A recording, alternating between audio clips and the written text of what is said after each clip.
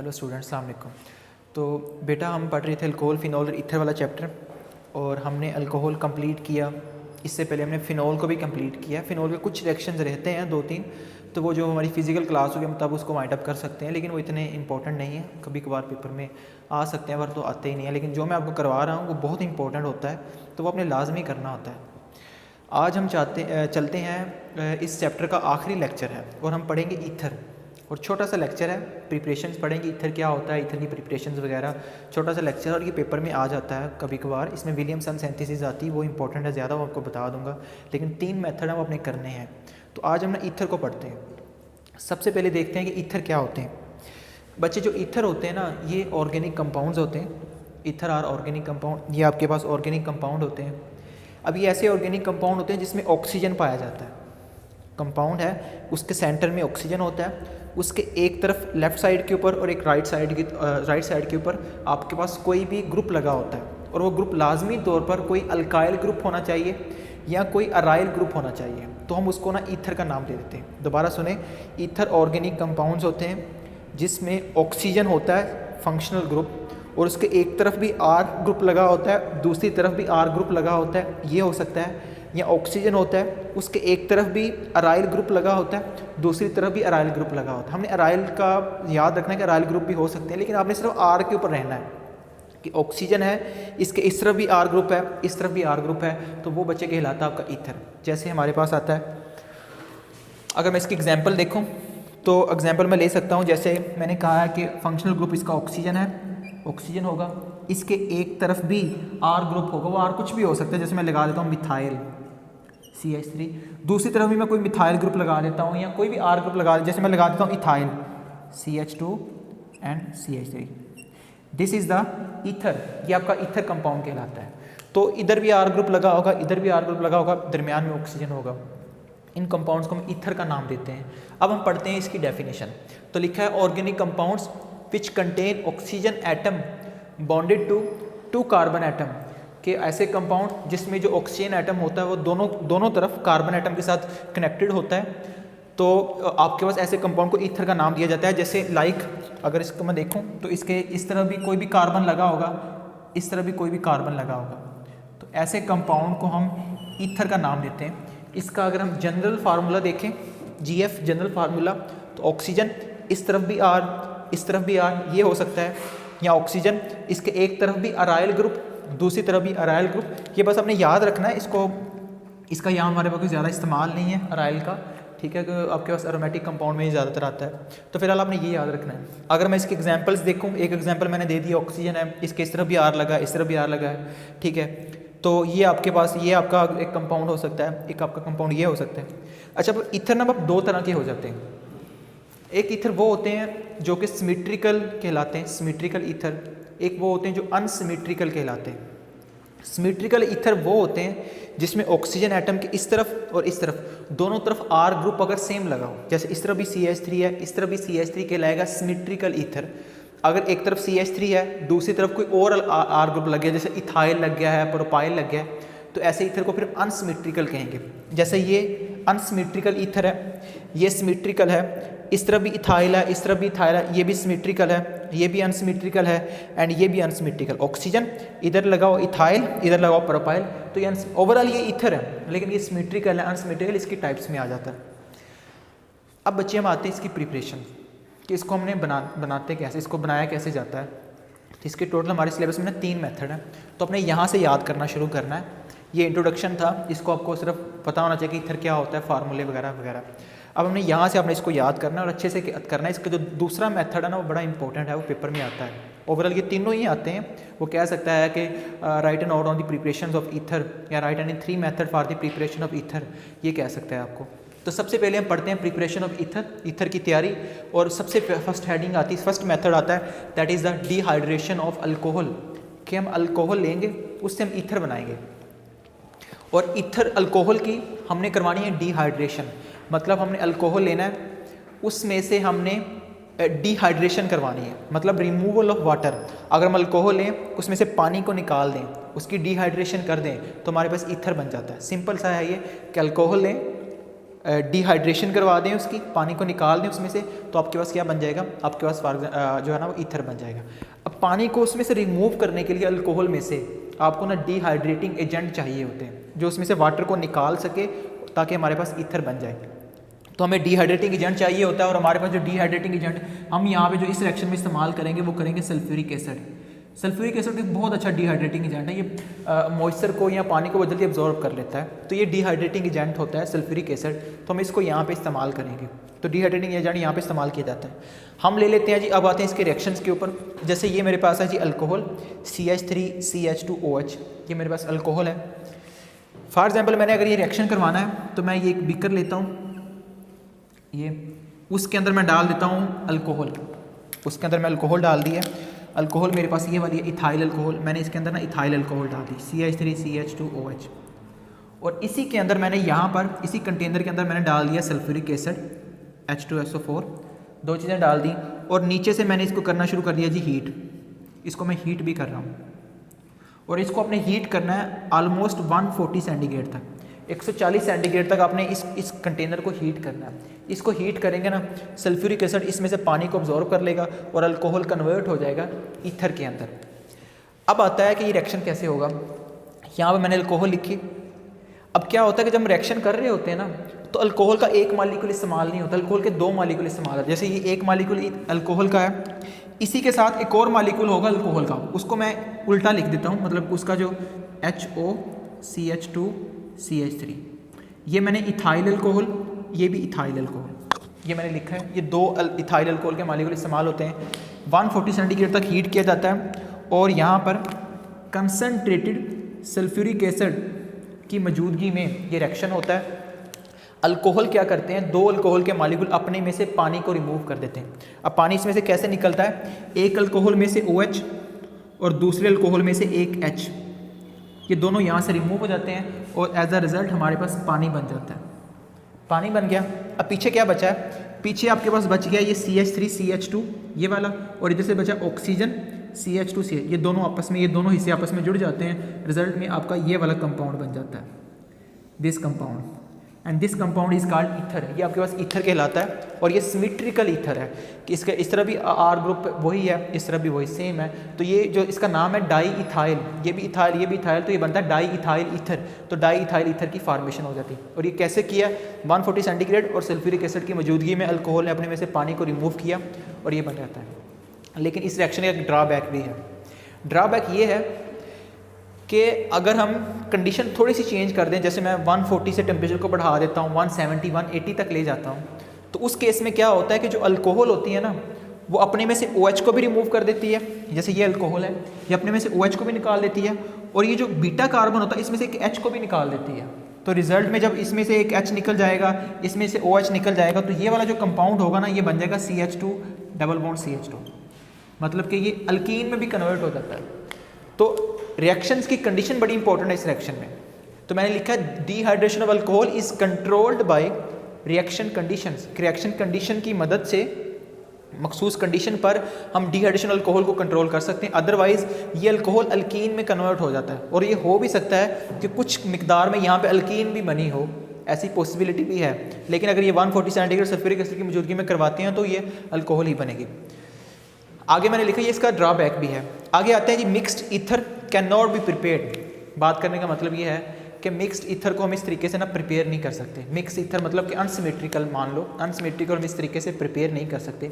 उसकी रीज़न क्या है, फॉर एग्जांपल यहाँ पे मैंने अल्कोहल लिया, इथाइल अल्कोहल, और यहाँ पे मैं साथ लेता हूँ मिथाइल अल्कोहल। यहाँ पे मैंने अल्कोहल एक ही ली थी, मतलब एक ही किस्म की थी, वो थी इथाइल अल्कोहल। अब मैं यहाँ पे ना दो तरह की ले लेता हूँ अल्कोहल, एक मिथाइल ले लेता हूँ, एक मैं इथाइल अल्कोहल ले लेता हूँ। इसको भी मैं हीट करता हूँ 140 सेंटीग्रेड तक, ठीक है, और सल्फ्यूरिक एसिड की मौजूदगी में करवाता हूँ H2SO4, इसकी मौजूदगी में रिएक्शन होता है। होता क्या है कि हमें पता है कि अगर इसमें से OH निकलेगा तो इसमें से एक H निकलेगा, और ये दोनों मिलके क्या बना देंगे, दोनों मिलके यहाँ पे आपके पास वाटर बना देंगे। अब पीछे क्या बच जाएगा, पीछे आपके पास बच जाएगा यहाँ से ये CH3CH2 ये बच जाएगा, और इधर से आपके पास बचेगा CH3O, ये बच जाए, ये दोनों आपस में कंबाइन हो जाएंगे और कंबाइन होकर आपके पास एक कंपाउंड ये वाला बन जाएगा CH3CH2O CH3, ये बन जाएगा आपके पास। एक तो ये पॉसिबिलिटी है कि ये कंपाउंड बन सकता है, लेकिन ऐसा भी तो हो सकता है कि ये वाला कंपाउंड जो है अल्कोहल, अब इसमें अल्कोहल का एक मालिक्यूल नहीं है, हज़ारों लाखों मालिक्यूल है, तो अल्कोहल का एक मालिक्यूल प्लस इसी अल्कोहल का जो मैंने ये वाली अल्कोहल लिखी है इसी का जो दूसरा मालिक्यूल होगा CH3CH2OH, ये दोनों आपस में कंबाइन हो जाए और इसमें से OH निकल जाए, इसमें से एक H निकल जाए, तो ये वाला कंपाउंड बन जाएगा ये वाला। फिर ये भी पॉसिबिलिटी है कि मेथनॉल अपने के साथ ही हो जाए, CH3OH का एक और मालिक्यूल होगा, ये दोनों आपस में हो जाए, तब आपका ये वाला कंपाउंड बन जाएगा। तो सिमेट्रिकल अल्कीन भी सिमेट्रिकल ईथर भी बनती है, साथ अनसिमेट्रिकल भी बन जाती है, प्लस H2O भी साथ बनेगा, तो इसमें ज़्यादा प्रोडक्ट्स बनती हैं। इसको कहते हैं यहाँ पे मिक्स्ड ईथर हमें मिल गए हैं। हम ये मिक्स्ड ईथर बन तो जाते हैं, लेकिन इसको सेपरेट करना बड़ा मुश्किल होता है कि मैं इसको अलग करूँ, फिर इसको अलग करूँ, इसको अलग करूँ, ये बड़ा मुश्किल काम है। तो ये मिक्स्ड ईथर को हम इस तरीके से बनाते नहीं हैं, क्योंकि ये बड़ा मुश्किल काम, इसको सेपरेशन करने में मुश्किल आती है, इसकी अलग से हमें डिस्टिलेशन करनी पड़ेगी, और डिस्टिलेशन करना इसकी बहुत मुश्किल होता है, इनके बॉइलिंग पॉइंट्स आपस में बहुत करीब होते हैं। तो इसलिए ना हम मिक्स्ड ईथर को प्रिपेयर नहीं करते, हम सिमेट्रिकल को ही ज़्यादातर प्रिपेयर करते हैं, ताकि एक ही किस्म के ईथर बने, उसी को हम तैयार कर सकते हैं। अब हम आते हैं इस रिएक्शन का, ये वाला जो मैंने रिएक्शन लिखा ना, इसका मैकेनिज़्म, बेसिकली मैकेनिज्म आपको बताएगा कि सल्फ्यूरिक एसिड का यहाँ पे बेसिकली आपको नज़र तो कहीं नहीं आ रहा, लेकिन इसका यहाँ पे रोल है, क्या रोल है वो हमें मैकेनिज्म से पता चलेगा कि सल्फ्यूरिक एसिड यहाँ पे क्या रोल अदा कर रहा है। तो इसके मैकेनिज्म की तरफ आते हैं। मैकेनिज्म के ना 2 स्टेप है, एक को हम कहते हैं प्रोटोनेशन, दूसरे को हम कहेंगे डिहाइड्रेशन, और थर्ड भी एक बना सकते हैं अटैक ऑफ इलेक्ट्रोफाइल वगैरह, लेकिन खैर हम प्रोटोनेशन और डिहाइड्रेशन पे रहते हैं। सबसे पहले मैंने इथाइल अल्कोहल डाली, इसके अंदर कंटेनर सल्फ्यूरिक एसिड भी डाल दिया, नीचे से हीट कर दिया, मैं इस रिएक्शन की बात कर रहा हूँ और इसी का मैंने मैकेनिज्म लिखना है। जैसे हीट करता हूँ, सबसे फर्स्ट स्टेप क्या होता है, सबसे फर्स्ट स्टेप होता है प्रोटोनेशन। अब प्रोटोनेशन क्या होती है कि ये ethyl alcohol plus sulphuric acid इस कंटेनर के अंदर मौजूद है। अब सल्फ्यूरिक एसिड क्या करता है, एक एसिड, और एसिड हमें क्या देता है, एसिड हमें H पॉजिटिव प्रोवाइड करता है, हमें H आयन देता है। एसिड क्या करेगा, अपना एक H इस अल्कोहल को दे सकता है। अब ये अल्कोहल H पॉजिटिव को कहाँ रखेगा, H पॉजिटिव को ये यहाँ पे रखेगा कि अल्कोहल में जो ऑक्सीजन होती है ना, इसके पास लोन पेयर होते हैं, तो ये क्या करती है, ऑक्सीजन क्या करती है, इसमें से एक H को निकाल लेती है, या सल्फ्यूरिक एसिड भी एक H देना चाहता है, इसके पास लोन पेयर भी मौजूद है, तो सल्फ्यूरिक एसिड क्या करता है, अपना एक H दे देता है, और ये एक H इसके साथ आके ऑक्सीजन के साथ आके जुड़ जाता है, रिजल्ट में बन जाएगा CH3CH2, और ये था OH, अब ये कन्वर्ट हो जाएगा OH2, और ऑक्सीजन पहले 2 बॉन्ड बना रहा था, एक हाइड्रोजन के साथ भी और बना लिया, 3 बॉन्ड बन गए, ऑक्सीजन के ऊपर क्या आ जाएगा, पॉजिटिव चार्ज आ जाएगा, और रिजल्ट में आपका ये वाला कंपाउंड बन जाएगा। और सल्फ्यूरिक एसिड में एक H निकल गया, पीछे बच जाएगा HSO4 -1, ये आपके पास बन जाएगा। ये थी प्रोटोनेशन, इसको कहते हैं प्रोटोनेशन, कि अल्कोहल की ना प्रोटोनेशन होगी, प्रोटोनेशन ऑफ अल्कोहल इस स्टेप का नेम है। फिर क्या होता है, जैसे ये वाला कंपाउंड इस बीकर के अंदर बन जाता है, हम साथ इसको हीट भी कर रहे होते हैं, अगले स्टेप के अंदर क्या हो जाती है, डिहाइड्रेशन हो जाती है, वाटर की रिमूवल होती है। कैसे होती है, इस कंपाउंड का मैंने, ये वाले कंपाउंड का मैंने यहाँ पे दोबारा लिखा है CH3CH2 single bond OH2 positive. ये क्या करते हैं, जैसे इसको हीट करते हैं, अब ये हीट करने से क्या होता है कि ऑक्सीजन के ऊपर पॉजिटिव चार्ज है, ये अनस्टेबल है, ये फ़ौरन ये वाला बॉन्ड ब्रेक कर देगा, और ये इलेक्ट्रॉन जो होते हैं OH2 को मिल जाते हैं, रिजल्ट में H2O यहाँ से निकल जाता है। अब ये वाला इलेक्ट्रॉन ऑक्सीजन ले जाएगा, इस कार्बन के इलेक्ट्रॉन कम हो जाएंगे, रिजल्ट में ये बन जाएगा CH3CH2 पॉजिटिव। अब ये भी कह सकते हैं कि ऑक्सीजन का पॉजिटिव चार्ज खत्म हो गया, उसने अपना पॉजिटिव चार्ज कार्बन को दे दिया, तो ये आपके पास बन जाएगा, दिस इज़ अ इलेक्ट्रोफाइल, ये आपका इलेक्ट्रोफाइल बन गया है। अब इसी कंटेनर के अंदर ये इलेक्ट्रोफाइल बन गया डिहाइड्रेशन से। अब जैसे ही इलेक्ट्रोफाइल बनता है, ये एक अल्कोहल का, हमने एक अल्कोहल ली थी, इलेक्ट्रोफाइल बन गया। अब जैसे ही इलेक्ट्रोफाइल बनता है, अब ये इलेक्ट्रोफाइल क्या करता है, ये दूसरे अल्कोहल के पास जाता है, जो इस कंटेनर के अंदर मैंने कहा लाखों करोड़ों पड़े होते हैं इथाइल अल्कोहल, ये दूसरे अल्कोहल के पास जाएगा, एथेनॉल इथाइल अल्कोहल के पास, उसके पास जाके क्या करता है, उसकी तरफ उसमें ऑक्सीजन जो होती है ना, उसके पास अगेन यहाँ पर लोन पेयर होते हैं। ये क्या करता है, ये ऑक्सीजन जो होता है इसके पास लोन पेयर होती है, अपने लोन पेयर इस कार्बन को दे देता है, और कार्बन इसके साथ आके जुड़ जाएगा यहाँ पर। जैसे इस कार्बन के साथ आके जुड़ेगा, तो इस कार्बन के नीचे यहाँ पे बॉन्ड बन जाएगा CH2CH3, जिसको मैंने ऐसे लिखा हुआ है कि ये CH3CH2 ऐसे आ गया, फिर ऑक्सीजन और H मैंने O लिखा, नीचे इसका H जो ये इसकी तरफ मैंने इसके नीचे लिख दिया, और ये वाला कंपाउंड इसके मैंने इस तरफ लिख दिया, मतलब ये वाला कंपाउंड बन जाएगा। जैसे ये वाला कंपाउंड बनेगा, अगले स्टेप के अंदर क्या होगा कि अब यहाँ पे गौर से देखें कि ऑक्सीजन ने यहाँ पे 3 बॉन्ड बना लिए हैं, 1 2 3, तो इसके ऊपर क्या आ जाएगा, पॉजिटिव चार्ज आ जाएगा। अब पॉजिटिव चार्ज ऑक्सीजन बर्दाश्त नहीं करता, इसकी इलेक्ट्रोनेगेटिविटी पहले ही बहुत ज़्यादा होती है, उससे इलेक्ट्रॉन कोई ले जाए तो इसकी इलेक्ट्रोनेगेटिविटी और ज़्यादा बढ़ जाती है, क्योंकि उसको इलेक्ट्रॉन की अब बहुत ज़्यादा ज़रूरत है, तो ये अपना बॉन्ड कोई ब्रेक करेगा। अब कौन सा बॉन्ड ब्रेक करेगा? तो इसका बॉन्ड ब्रेक करना जो सबसे आसान होता है वो यहाँ से एक H वाला होता है। ये क्या करता है, यहाँ से जो H पॉजिटिव होता है वो यहाँ से निकल जाता है, और ये वाले जो दोनों इलेक्ट्रॉन्स होते हैं ना वो इस ऑक्सीजन के पास चले जाते हैं। रिजल्ट में ऑक्सीजन का पॉजिटिव चार्ज खत्म हो जाएगा और H यहाँ से निकल जाएगा। यहाँ से जो H पॉजिटिव होता है ना वो यहाँ से क्या करता है, वो यहाँ से रिमूव हो जाएगा, और रिजल्ट में ये वाला जो कंपाउंड था ये बन जाएगा CH3 CH2 single bond oxygen CH2 CH3, ये वाला कंपाउंड बन जाएगा।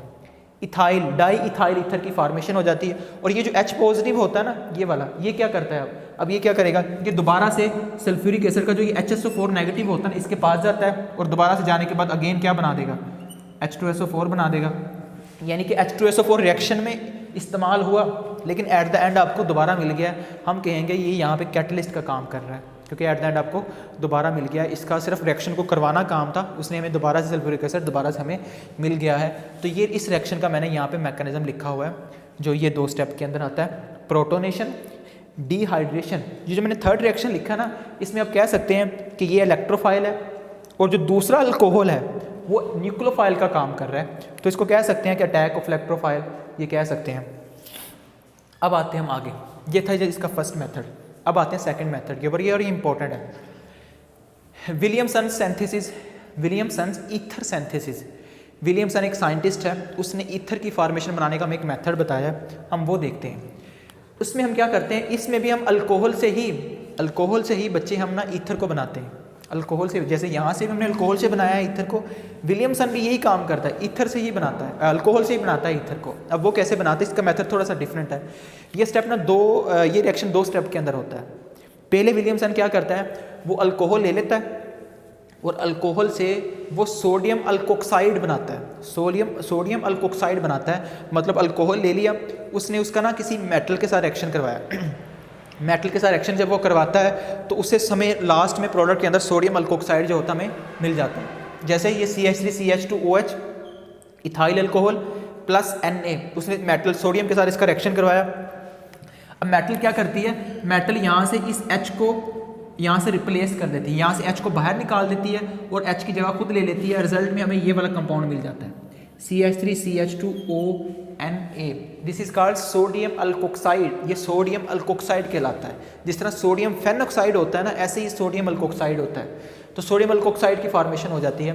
तो मैंने लिखा first, sodium alkoxide is prepared from alcohol by the reaction of alcohol with sodium metal. उससे होता है इस रिएक्शन को बेशक बैलेंस कर लो, यहाँ पे आप अगर H1 निकला है तो यहाँ पे 2 अल्कोहल ले लो, 2 सोडियम मेटल ले लो, तो एज अ H2 यहाँ से जो होता है वो रिमूव हो जाता है और आपको सोडियम अल्कोक्साइड मिल जाता है। सोडियम अल्कोक्साइड विलियमसन ने बना लिया। अब विलियमसन क्या करता है, इस सोडियम अल्कोक्साइड का नेक्स्ट स्टेप के अंदर वो रिएक्शन करवाता है अल्काइल हेलाइड के साथ। अल्काइल हेलाइड मीन RX के साथ।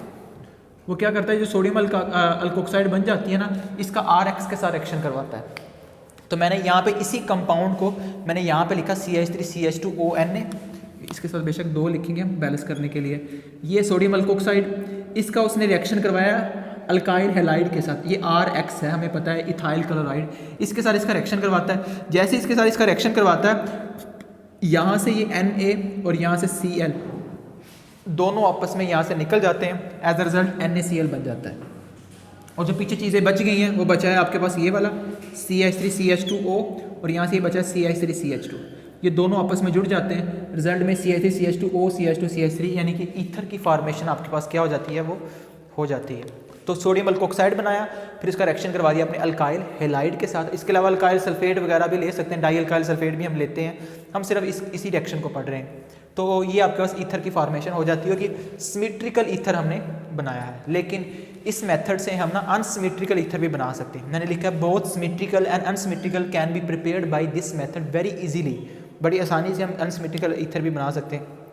अनसिमेट्रिकल ईथर बनाने के लिए हमें क्या करना है, आपने बस इस बात का ध्यान रखना है कि जो मैंने अल्कोहल ली थी, जैसे मैंने अल्कोहल लिया, मैंने 2 कार्बन वाली अल्कोहल ली। उसके बाद जब मैंने इसका अल्काइल हेलाइड के साथ रिएक्शन करवाया तो तब भी मैंने 2 कार्बन वाला अल्काइल हेलाइड लिया। तो आपके पास जो ईथर बनी है ना, वो सिमेट्रिकल बनी है। लेकिन अगर आप यहाँ पे 2 कार्बन वाली अल्कोहल लेते हो, यहाँ पे 3 कार्बन वाला अल्काइल हैलाइड ले लो या 1 कार्बन वाला अल्काइल हैलाइड ले लो, तो आपके पास जो ईथर बनेगा ना वो डेफिनेटली अनसिमेट्रिकल होगा। अपने इस तादाद को अनबैलेंस कर दो, यहाँ पे 2 कार्बन लिए, 3 ले लो, 4 ले लो, 1 कार्बन ले लो, 2 ना लेना, तो अनसिमेट्रिकल ईथर बन जाएगी। जैसे हम एग्जाम्पल के तौर पर कर लेते हैं, यहाँ पर लिखा CH3 CH2 CH2 OH propyl alcohol plus Na, क्योंकि सोडियम अल्कोक्साइड बनाएंगे पहले, इसका सोडियम मेटल के साथ रिएक्शन करवाया। अब ये क्या करेगा, मेटल H को यहाँ से रिप्लेस करेगा, वो तो उसकी जगह ले लेगा और रिजल्ट में ये वाला compound CH3 CH2 CH2 ONA बन जाएगा और H2 यहाँ से बाहर निकल जाएगा। ये आपके पास कंपाउंड जो होता है वो बन जाता है। अगले स्टेप के अंदर क्या करते हैं, इसका हम रिएक्शन करवाते हैं किसी अल्काइल हैलाइड के साथ। अब यहाँ पे अगर आपने 3 कार्बन वाला लिया ना, अब अल्काइल हैलाइड आप 2 कार्बन वाला ले लो, जैसे मैंने ये लिया इथाइल क्लोराइड, ताकि आपके पास अनसिमेट्रिकल ईथर बने। इसका इसके साथ रिएक्शन करवाएंगे तो आपके पास क्या होगा कि यहाँ से ये Na और यहाँ से Cl दोनों मिलकर बना देंगे जी NaCl। इसके साथ यहाँ पे NaCl भी बनता है, मैंने वो लिखा नहीं, जगह कम थी। और साथ पीछे क्या बच गया है, पीछे आपके पास ये वाला कंपाउंड ये बचा है इधर से, और इधर से ये वाला कंपाउंड बचा है। ये दोनों बेटा क्या करेंगे, ये दोनों यहाँ से कंबाइन हो जाएंगे और कंबाइन होकर ये वाला कंपाउंड बने। अब ये देखो ये अनसिमेट्रिकल है, इस ऑक्सीजन के इस तरफ प्रोपाइल ग्रुप है, इस तरफ इसके इथाइल ग्रुप है, तो ये अनसिमेट्रिकल ईथर जो आपके पास होती है वो बन जाती है। तो अनसिमेट्रिकल ईथर बनाने के लिए बस एक बात याद रखनी है कि बस आपने तादाद डिफरेंट ले लेनी है।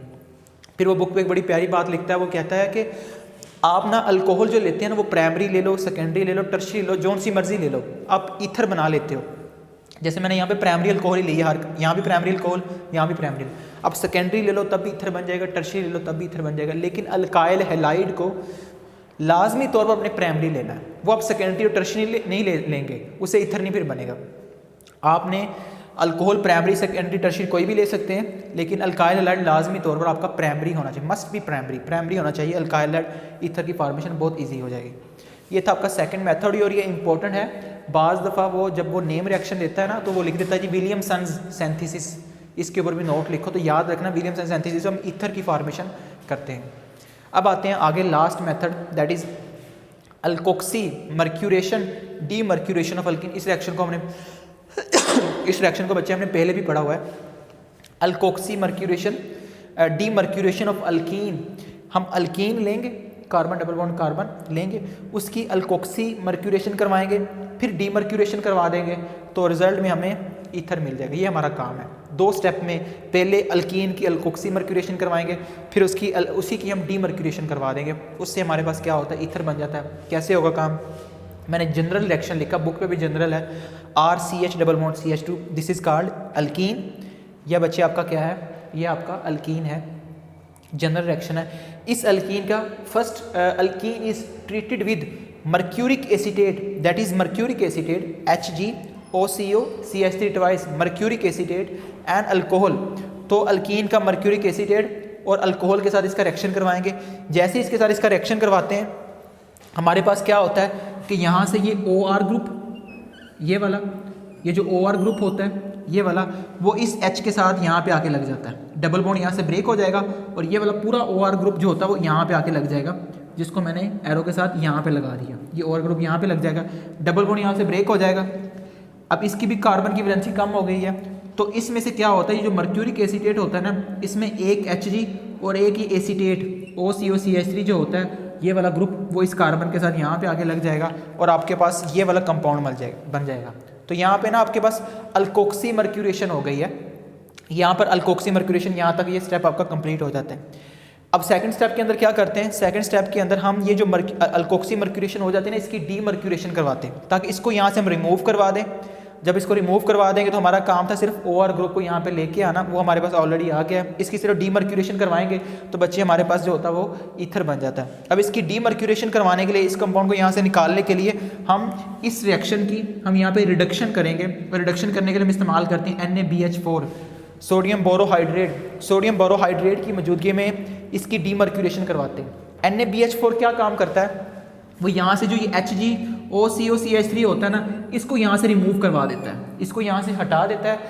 हटा कर NaBH4 हमें एक H आयन भी दे देता है, एक H हाइड्रोजन भी हमें दे देता है, और वो जो हाइड्रोजन आप हमें मिलता है वो इस CH2 के साथ यहाँ पे आके लग जाता है। इनके ये CH2 जो होता है वो CH3 में कन्वर्ट हो जाता है और हमारे पास रिजल्ट में ये आपके पास क्या बन जाता है। तो बच्चे ये आपके पास रिजल्ट में हमारे पास ईथर की फॉर्मेशन हो जाती है।